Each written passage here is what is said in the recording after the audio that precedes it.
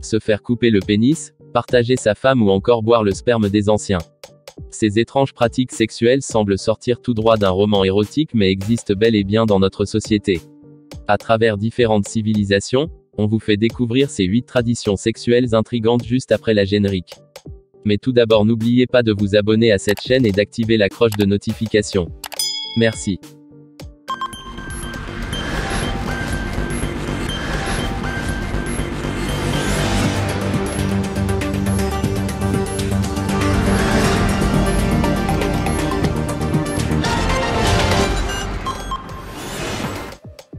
Les pharaons pratiquaient la masturbation en public selon les croyances égyptiennes. Les remous et les marées du Nil étaient provoqués par Atom, le dieu de la création, pendant qu'ils se masturbaient.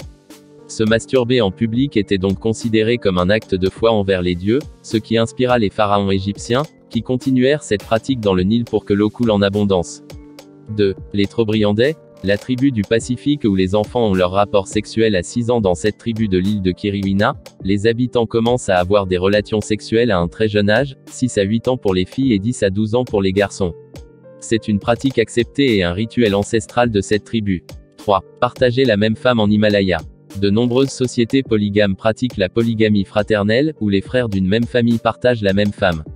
Cette pratique est due au fait que, dans cette tribu népalaise, la terre disponible pour l'agriculture est divisée entre chaque famille. Ainsi, moins il y a de familles, plus les parcelles de terre seront grandes, d'où l'intérêt de partager sa femme. D'après une étude menée par National Geographic, cette méthode est efficace lorsque les femmes ont un emploi du temps équitablement réparti entre les frères. 4. Boire le sperme des anciens du groupe. Pour devenir un homme dans la tribu des Sambia, en Papouasie-Nouvelle-Guinée, les garçons sont séparés des femmes à l'âge de 7 ans, et ce, jusqu'à leurs 17 ans. Pendant ce temps, leur peau est percée pour enlever toutes les contaminations qui sont apportées par les femmes. Ils doivent boire le sperme des aînés, ce qui leur apportera croissance et force. 5. Au Niger, les hommes de cette tribu se volent les femmes entre eux. Dans la tribu des Wodaab, les hommes sont réputés pour voler les femmes des autres membres. Pendant l'enfance, ils doivent se marier avec leurs cousines. Cependant, chaque année, au festival de Jorewol, les hommes se maquillent et dansent pour impressionner les femmes en espérant en voler une autre pour échapper à la leur.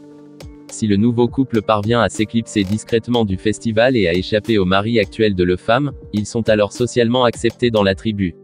Ces mariages sont alors appelés mariages d'amour. 6. Se faire couper le pénis pour devenir un homme. Bienvenue chez les Mardudjara. Dans la tribu aborigène des Mardudjara, les jeunes garçons doivent avaler leur pénis après avoir subi une circoncision. Une fois le pénis cicatrisé, on l'incise sur sa longueur par en dessous, incision pouvant parfois aller jusqu'à l'anus.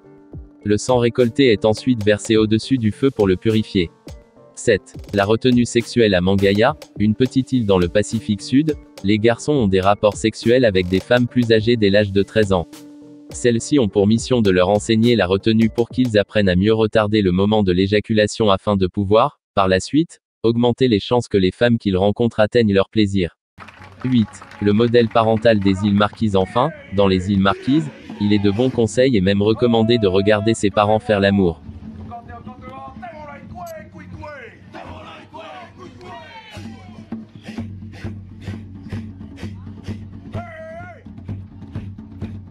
Merci de suivre cette vidéo jusqu'à la fin. Si vous avez apprécié, je vous invite encore une fois à aimer et à partager. À demain pour une nouvelle aventure.